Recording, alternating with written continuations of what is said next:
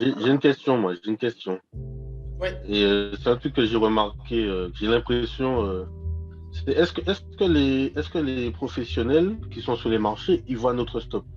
Est-ce que eux, ils peuvent voir notre stop? Je suis convaincu qu'ils voient.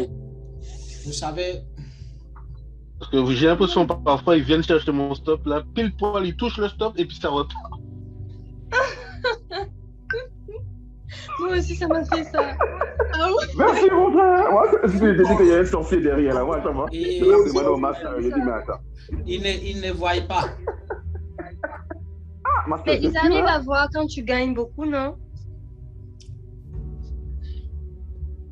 Vous parlez Est-ce de qu'ils qui? ils arrivent à voir les grands? Je sais pas. Vous gagnes parlez de qui? Lui qui Stéphane, tu parles de qui? Les gros joueurs. Je sais pas, je pense que les banques, les grosses banques, les gens qui sont, Maintenant, toi, qui ont des milliards sur les marchés. D'accord. Maintenant, toi, ton stop loss qui a été sauté là, est-ce que au même moment, le stop loss, par exemple, de X ou Y est sauté? Pas forcément. Non, non, pas forcément, pas forcément. Donc, ça veut dire qu'une grande banque va avoir, parce que Stéphane est en train de gagner de l'argent, donc on va aller chercher son stop. Pour gagner quoi? En réalité, les marchés sont manipulés. Les marchés sont manipulés de là-haut jusqu'en bas. Mais cette manipulation se déroule quand ils savent ce que vous savez. Vous savez, quand quelqu'un sait ce que tu sais, il est plus facile de te manipuler. Ils ont les cartes en main parce qu'ils savent. Ils savent comment vous réfléchissez et comment vous pensez. Ils savent où vous allez vouloir rentrer. Ils savent où vous allez mettre votre stop loss. En fait, ils devinent. Pas qu'ils voient. Ils ne savent pas si toi, par exemple, Stéphane, tu as mis ton stop loss. Ou même si ce trade-là, si tu es en trade. Mais ils savent que le marché, quand il a bougé comme ça, à cet endroit clé, tous les traders mettront leur stop loss ici. Donc, il suffit qu'on fasse un petit mouvement, ils seront déçus, ils vont sortir du marché et par exemple, ils vont vouloir se mettre dans l'autre sens. Est-ce qu'aujourd'hui, quand vous regardez sur Internet, quand on vous enseigne là, le trading qu'on vous a appris là sur YouTube, on t'a dit quand un support vient d'être cassé, il faut vendre. Tu traces deux courbes. Si une résistance est cassée, il faut acheter. Donc, vous pensez que les grands, là, ils ne savent pas qu'arriver là, vous allez acheter. Parce que ce qui circule sur Internet, beaucoup de personnes appliquent cette méthode. Donc, les banques, les gros poissons, savent que arriver là, vous allez agir. Et s'ils doivent déposer un piège quelque part pour attraper les nouveaux traders, quel est le meilleur endroit pour tromper ou soit pour attraper les nouveaux? C'est à ces endroits clés. Tu es un trader et tu décides d'investir 5 000 balles. 5 000 balles, ça veut dire que 5% de 5 000 euros, trouvez-moi des mathématiciens là, ça fait combien? 250. 250. Ça veut dire que tu as 5 000 euros, mais tu ne peux pas prendre un contrat du DAS 40. Tu ne peux même pas prendre, tu ne dois même pas prendre un demi-contrat du DAS 40 parce que le demi-contrat fait 390 euros. Pourtant, tu as 5 000 euros dans ton compte. C'est ça le money management. Éviter d'investir beaucoup et te donner une limite. Ça veut dire que si tu décides de vouloir prendre un demi-contrat du DAS 40, alors tu es obligé de passer à 10% de ton money management. Ça veut dire qu'au lieu d'utiliser 5%, tu vas du coup passer à 10%. Donc, tu décides maintenant d'utiliser 10% de ton capital. C'est ce qui va faire 500 euros. Et les 500 euros, tu vas voir que tu pourras quand même prendre un demi-contrat du DAS 40 tranquille. Parce que tu es même un peu en dessous de ton money management. Donc, ça va, pas de pression. C'est quoi la différence? Mais l'emplacement de ton stop loss, on parle de gestion du risque. Risk management. Admettons, toi, tu prends un lot sur DAS 40 et tu mets ton stop loss très serré parce que tu as peur. Tu ne veux pas perdre 5 €.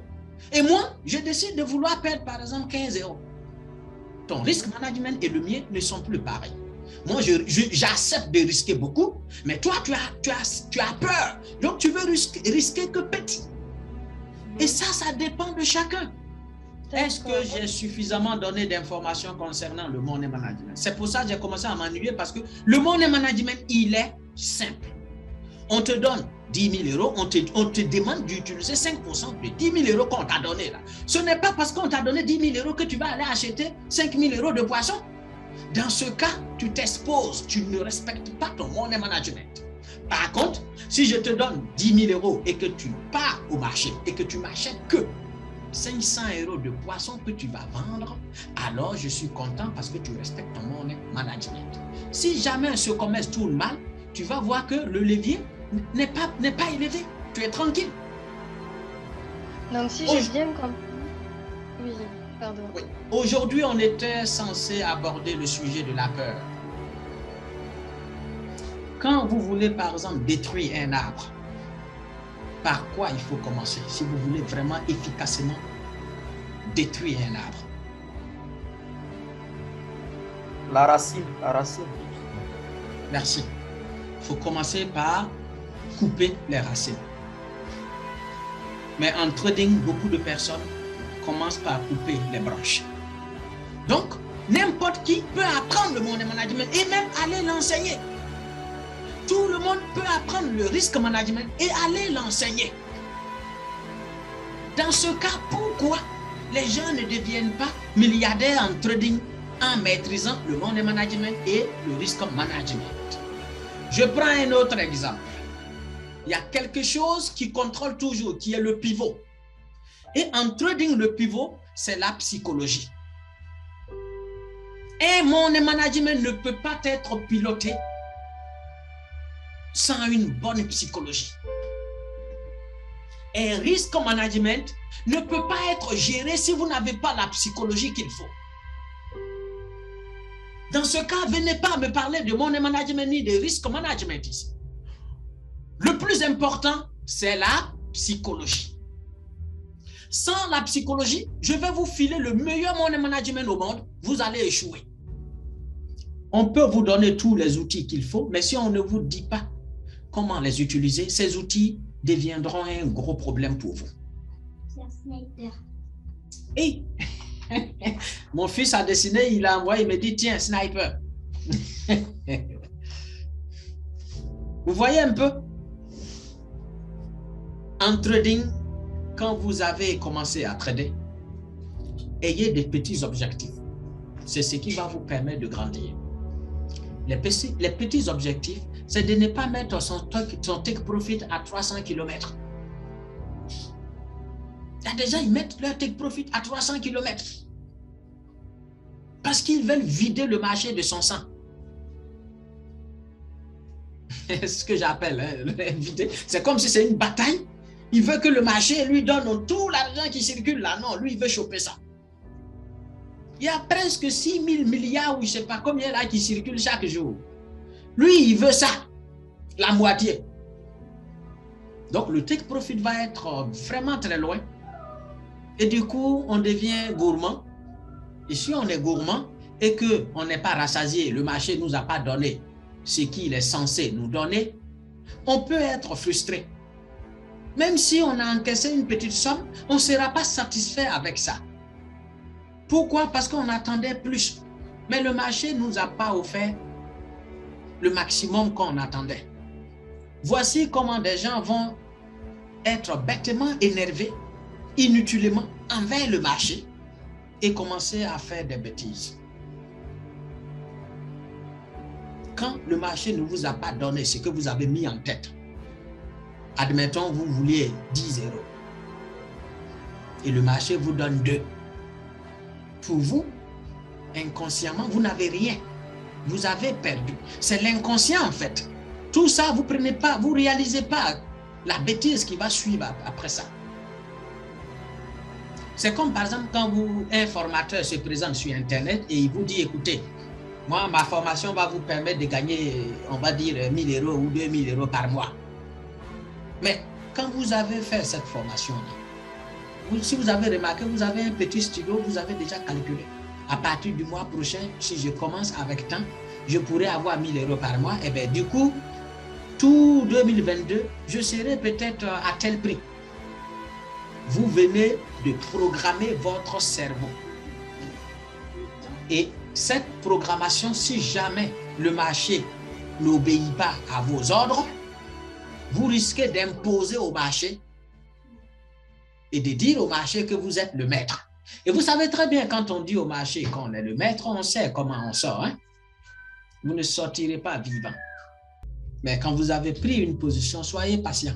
Il y a tellement de choses dont je veux parler, dont je veux transmettre. Mais je pense que c'est en discutant comme ça ensemble que petit à petit, vous allez commencer à voir comment le trading fonctionne. En gros, je veux vous amener quelque part. Si vous avez bien remarqué, réfléchissez très bien. Vous ne prenez pas vos positions comme des investisseurs. Vous prenez vos positions comme des traders pour gagner sur cette position-là. Tout de suite. Quand vous avez pris une position, du coup, vous êtes tellement impatient. Vous voulez être en gain. Quand le prix commence à aller contre vous, la peur.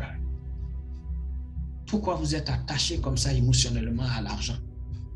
Non, je disais, d'ailleurs, j'en profite, j'ai jamais pris la parole. Ouais. Donc, il n'y a pas longtemps que j'ai terminé ma formation.